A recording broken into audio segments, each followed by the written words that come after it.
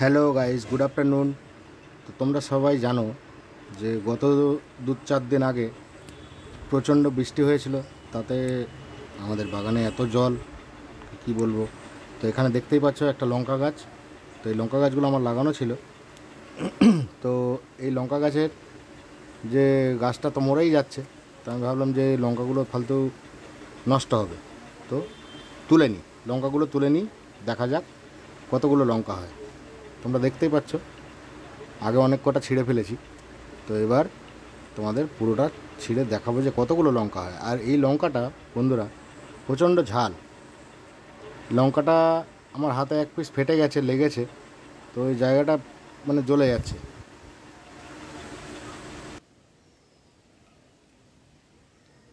তো দেখতেই পাচ্ছ বন্ধুরা, বাগানে এত পরিমাণে জল হয়েছে আর কি বলবো, মানে মাটি পর্যন্ত সে গন্ধ হয়ে যাচ্ছে। তো স্বাভাবিক, এই গাছগুলো এখানে থাকলে জীবিত থাকবে না। তো আমি কী করি, লঙ্কাগুলোকে ছিঁড়ে নিই। লঙ্কাগুলোকে তুলে নিলেই নেওয়াটাই বেটার হবে আমার মনে হলো। তোমাদের দেখাবো এবার যে লঙ্কাগুলো জমিয়ে প্রায় 100-150 লঙ্কা হবে। মানে 100-150 বলতে 100-150 গ্রাম, ঠিক আছে। তো চলো, আমার মোটামুটি গাছ থেকে লঙ্কা তোলা হয়ে গেছে। এই যে এই গাছটার লঙ্কা আমি আগেই তুলে ফেলেছি, সেই জন্য একটা ছিল, এটা তুলে নিলাম। তো চলো এবার যাওয়া যাক।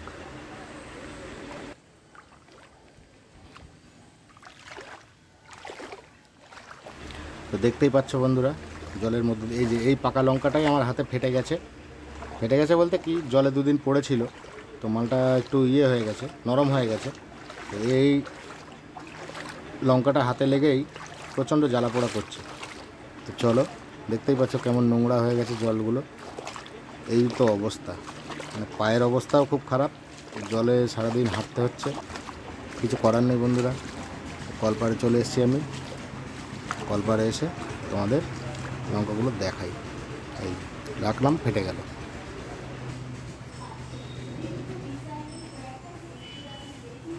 তো বন্ধুরা, এত পরিমাণে লঙ্কা ছিল কি আমি হাতে রাখা সম্ভব হচ্ছিল না। তো পকেটে ঢুকিয়ে রেখেছিলাম, যে পকেট থেকে বার করছি। দেখতেই পাচ্ছ বেরও করতে অসুবিধা হচ্ছে, এতগুলো লঙ্কা। আর ছোট ছোট গোল গোল সাইজ, তো তাই আরও বেশি অসুবিধা হচ্ছে। দেখো, মোটামুটি 150 গ্রাম হবে, 150 গ্রাম তো হবেই। দেখে কতটা মনে হচ্ছে বন্ধুরা তোমরা বলো। আর এই লঙ্কা কার কার বাড়িতে এই লঙ্কা গাছ আছে তোমরা অবশ্যই কমেন্ট করে জানাও। এই গোল গোল লঙ্কাটা কার বাড়িতে আছে অবশ্যই কমেন্টের মাধ্যমে একটু জানাও।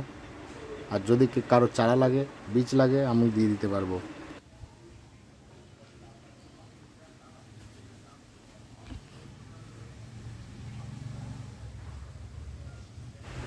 দেখো কতগুলো লঙ্কা হয়ে গেছে। পচা লঙ্কাটা সাইডে রাখলাম। আর এই দুটো দেখো লাল, এই পাকাগুলো আবার বীজ তৈরি করব শুকিয়ে নিয়ে।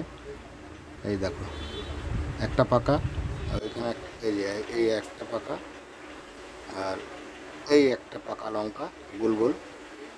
এই দুটো বীজ করব। তো বন্ধুরা, ভিডিওটা কেমন লাগলো অবশ্যই জানিও কমেন্টের মাধ্যমে। ভালো থেকো, সুস্থ থেকো।